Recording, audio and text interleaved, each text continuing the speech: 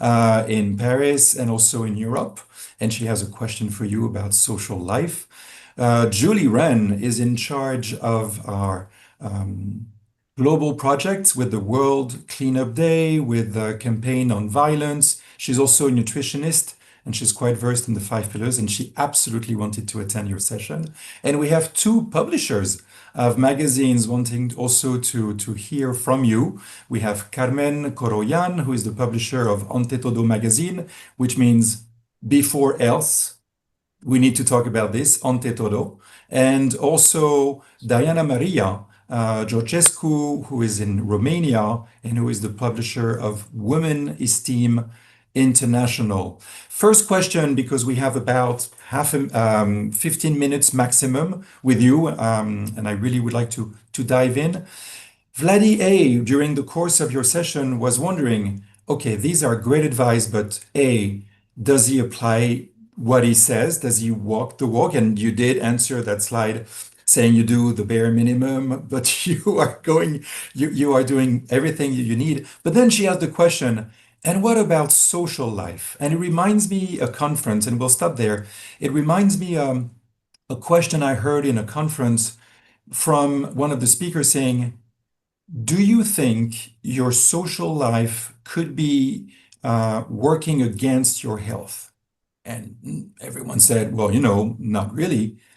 When he said, so no one had 2 or 3 glasses of wine yesterday, or maybe more drinks at the bar, because no names, but I see some of you here in the audience, and you were quite late at the bar last night.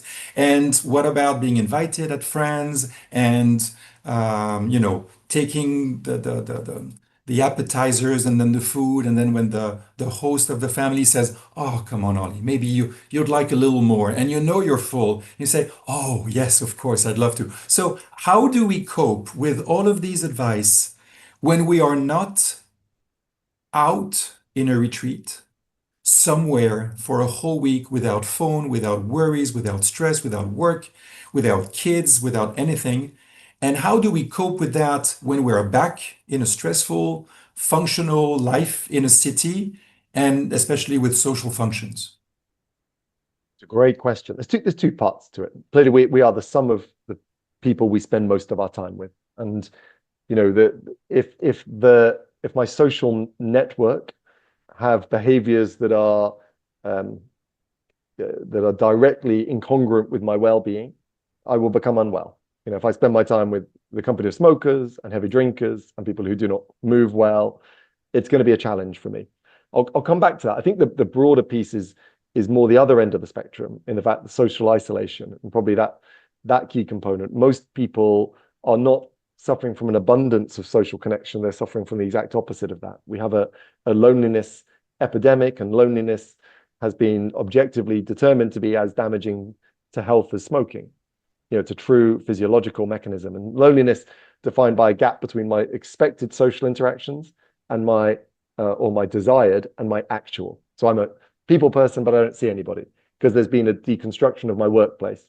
And I used to go to the pub, and then everyone decided they were too well for the pub. But now I have no place to meet my male friends. And I used to play sport, but now I can't get to the sports team because I have children, and so I don't have my sporting group. And the deconstruction of social entities is really interesting and is being pushed back in two areas. Certainly run clubs are an interesting phenomenon. We had 250 run clubs start in London as people looked for tribes and people looked for new communities. We don't have the workplace. Most people don't have the church. Most people don't have the team. Most people live nuclear.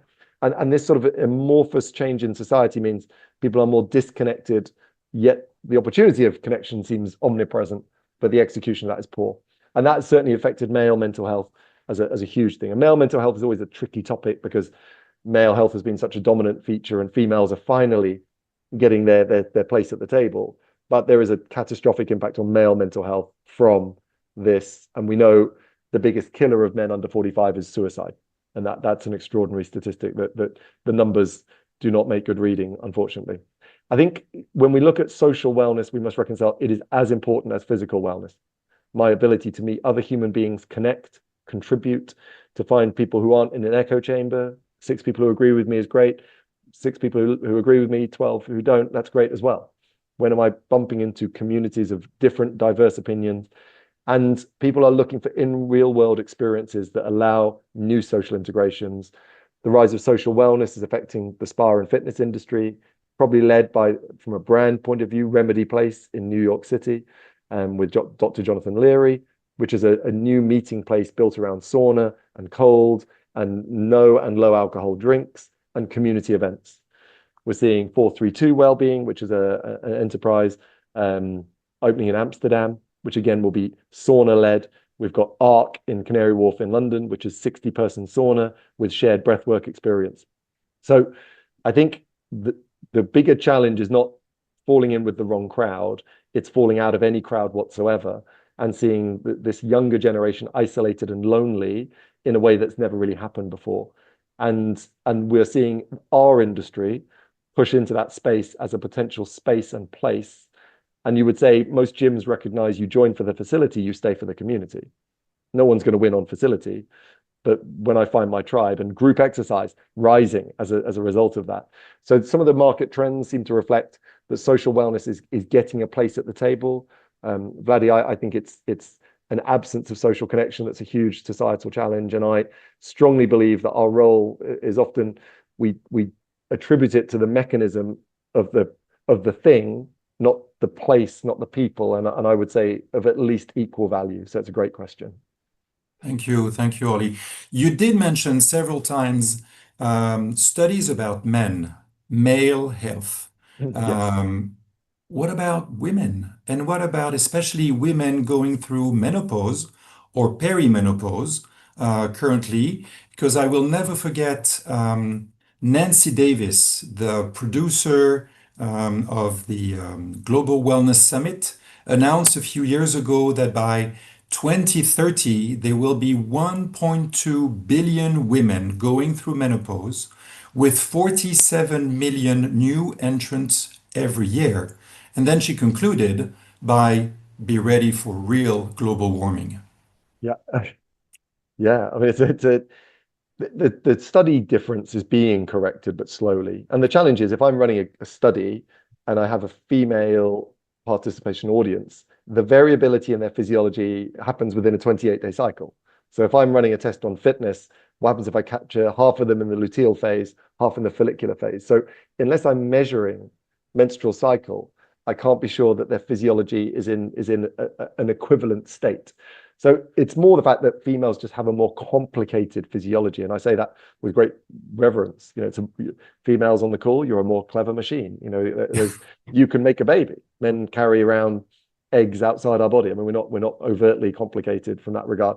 And from a screening point of view, that more moving parts, ovarian health, cervical health, hormonal health, it's more challenging to establish status quo on females. So I think historically that meant there was a studies wanted a quick and easy answer. Again, that's being corrected. Understanding of the perimenopause and menopause now is a great focus, but it's probably not been that well understood by females themselves. I think that females aren't taught effectively about perimenopause, this potential 10 years of change, and certainly understanding what menopause looks like. And I think there was a great fear over HRT, hormone replacement therapy, in some of those early thoughts that this would be an increased risk of breast cancer rather than a statistically contained risk. So there was some fear over HRT. There was a social status around it. And I think there's been a wonderful change in the narrative, which has got better education into not just females, but males about what perimenopause is, what menopause is. There's more studies being run on it. And we just have to reconcile it is a complicated physiological change that will manifest in mood, manifest in cognition, manifest in bone health, manifest in libido, everything. And the great danger I also see is people assuming this is how you'll feel at different stages. In luteal phase, you'll be this, follicular phase. You get a room full of 10 females and they all have a different tale to tell over how they respond to their cycle.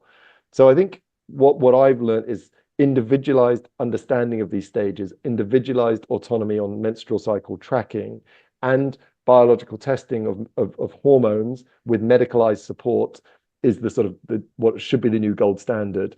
And big broad brush assumptions that all females meet the same criteria because they are biologically similar, I think is something we just have to be careful of.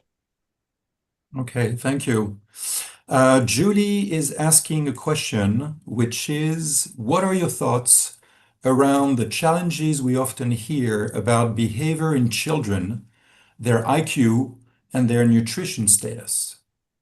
Oh, Julie, I don't know. I mean, I think unequivocally, with that rise of ultra processed food, nourishment and malnourishment, I think we'd agree is far more present than maybe has ever been before. And there's a socio-economic play to that, that cheaper food tends to have less abundance of nourishment because the children's environment has changed so dramatically in the sense of what percentage, there's some interesting studies on grit. Grit's an interesting thing. And probably if you've read the work of I want to say Carol Dweck, but no, Angela Duckworth.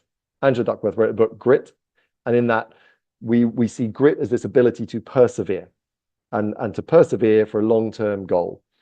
And of course, we saw a cultural shift. Again, I can't speak globally on this, but in the UK, a cultural shift from achievement and difficulty to reward for participation. And the author Matthew Said has done some interesting work on this. And what we're doing is we're telling children you don't have to stick with it. You leave difficult things. And the muscle of grit, which is a trainable aspect, means that they're creating more stress reactions than their predecessors did. We're loading that into this extraordinary inflection with social media and smartphones. And again, without sending a reading list, the work of Dr. Jonathan Haidt on the anxious generation is the gold standard on that, where we're saying these deliberately addictive strategies that target people with an underdeveloped prefrontal cortex, which is my brake pedal. My brake pedal goes, it's the bit when I drink alcohol disappears. So that's why I get a little bit funnier and a bit ruder at dinner parties. Not that I get invited to dinner parties. Now I start bringing up the hallmarks of death. So, there's been a direct correlation there. But, this prefrontal cortex is not able to manage my inputs. And we have these addictive tools disrupting stimulus and then most importantly, disrupting sleep. And I think that the catastrophic impact of children going to bed on social media and tablets and into bed and sleep cycles on blue light and stimulus is inhibiting a range of their trauma processing mechanisms that offset against malnourishment, offset against labor saving and participation. Just means it's a really difficult time to be well. And Gen Alpha are manifesting that, this new generation coming through. They are hyper anxious. They are suffering from a range of new challenges. And interestingly, they're driving that low and no alcohol FMGC boom. It's the fastest growing area is low and no alcohol because they're so anxious that a night drinking compounds that 10 times over. They don't want alcohol in the same way as millennials and Gen X did. So food always plays a part, and you and I, I'm sure, would agree on that. And the absence of those key nourishments, particularly the absence of the gut and the role that has in neurotransmitter production, this low fiber, low phytonutrient diet is a disaster for them, compounded by they weren't taught to be tough, and they're not sleeping, and they're not moving. And so a bit like if I run a health assessment and you don't eat food, what do you expect me to measure? It's like, what do we expect these kids to be like when we gave them none of the things they needed to be robust adults? And the plus side for us as an industry is they're seeking solutions to that, and they are consuming wellness services and products as they try and retrofit a new way of feeling better, despite the fact it's for them not the path of least resistance.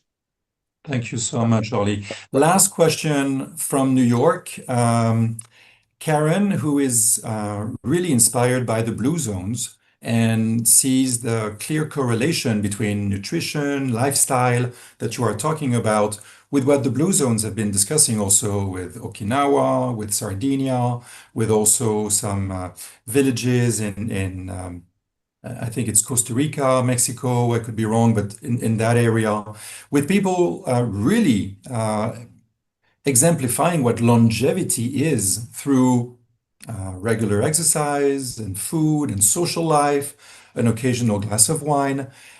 How do you feel about the Blue Zones and what we can learn from them? I think they're fascinating. There's been a bit of pushback in some of the statistical data capture around blue zones, but I think the principles of the thread through the blue zones was it wasn't a particular nutrient. It wasn't. It was local food, seasonal food. It was, I think, high fiber was the most common denominator in all of the diets. But it was, these tribes ate locally. There was some correlation, yes, with with olive oil. I think that had a sort of fairly consistent, or certainly omega-3s and the omega families. What I think is really interesting is the weighting of social connection and increasing reverence, these sort of tribal cultures where the older you are, the more revered you are, in the sense of the tribe leader existed in these cultures, that here I am at 85 and I'm the head honcho, not here I am at 85 and everyone's trying to avoid seeing me and no one wants to talk to me. I find that the social construct of the blue zones the most compelling part. We know all these populations, they're still physically active. We know their physical activity has purposefulness, as in I still need to collect wood, or I need to, so activity not for activity's sake. We know that they're tribal and that they live in some conjunction with nature and their natural environment. And I think, we lose the sight that most of the things that we prioritize in well-being are replicating natural processes that have disappeared through society. I might go into a meditation room to just be away from the relentless noise. I might go and use red light therapy because I'm not watching sunsets and dusk. I might well go and use a Finnish sauna because I don't elevate my core temperature through physical exertion. I'll go and take a high dose supplement because I don't eat real foods. And I think blue zones bring it back to most of the things we do are mimicking old, classical biological processes that we evolved in the company of, and society slowly eroded without us noticing. So, slow living, returning to nature, biophilia, our natural connection with nature. I think if you're building out a longevity program, there's much you could mirror from that world. Yes, technology can make you measure it better and accelerate some of those things, but fundamentally, blue zones are part of the conversation around how we simplify our life to extend it rather than overcomplicating our life for without due cause. Thank you so very much. The last promise, last question, very short answer if you can, because we have about 2 minutes, is coming Yeah. from Romania, from Diana Maria Georgescu, and she's asking, what would be the easier routine to be implemented on a daily basis to improve people's health? Because we've seen 35 or 40 slides, we've had so many hints and exercises. Yeah. If there is one, like they say with Highlander, there can be only one. If there's only one, and Okay. this is the ultimate example of longevity, right? Right. Yeah. Then I would With say Christophe Lambert. So one exercise or one example. that is the ultimate longevity. That's good. I would say going for a walk in nature with a friend after lunch. I get postprandial glucose control, I get biophilia, I get social connection, I get steps, and you'll struggle to sell anything. Oxytocin. You'd struggle to sell anything that would be in any way nearly as effective as that. That's right. And you have the serotonin, the endorphins, and the oxytocin from being with a friend. Absolutely. Diana is pushing her luck and she's asking a second question, which is how many kilometers? And then we have to stop. Yeah, it depends on stride length. So, I think the question there is we're looking for that certainly from a glucose point of view, if that walk is 5 to 10 minutes, it's effective. I would say, like all things, the dosage determines the poison. I would say 20 to 30 minutes would be a sweet spot in that area for achieving some of that decompression, that social connection. And, somewhere between that and if it allowed an hour, I would take an hour. But, one step more is better than one step less. So I'm very reticent to put a number in because people feel they fail if they don't get the number. And a 5 minute walk would still be great value. But I would say, if that's a 30-minute walk in the sort of 10 minutes after you finish lunch with someone you like, then, and if that's in nature, my goodness, you'll be cooking. You'll be Christopher Lambert. And Vladi, of course, always has the last word as the organizer of the Medical Wellness Congress in Geneva, as the organizer of the Forum Hotel and Spa in Paris. She always finishes with a glass of champagne. So she says, and I invite you for a glass of champagne at the end of the route after you've been walking with your friend. So on this note, Ollie, Mr. Oliver Patrick, thank you so very much for your time, for your insights, for your generosity, for your enthusiasm to keep us all well, sometimes by telling us the 10 reasons why we're going to die, and also by giving us so many insights of how to stay healthy and add so many more years to our health and health to our years. So thank you so very much, Ollie, from the bottom of my heart. Absolute pleasure to be with you and lovely to connect with you all. And we're all pushing in the right direction. I think everyone involved in this sector is the longevity community, the wellness community, whether we fully realize that or not. But connecting people, bringing their lifestyle into the forefront, this is the medicine of the future for me. Oliver, thank you so much. Vladi, Julie, Diana Maria, Carmen in Spain, and Karen also in New York. And for all of you listening to this recording on Facebook and soon on YouTube, thank you so very much. See you very soon for another live webinar on insights about wellness. And also, let's get ready for World Wellness Weekend on the 19th, 20th, and 21st of September 2025 in 160 countries by over 10,000 venues. Merci beaucoup. Thank you so very much. Talk to you soon, Ollie. Bye. Take care. Bye.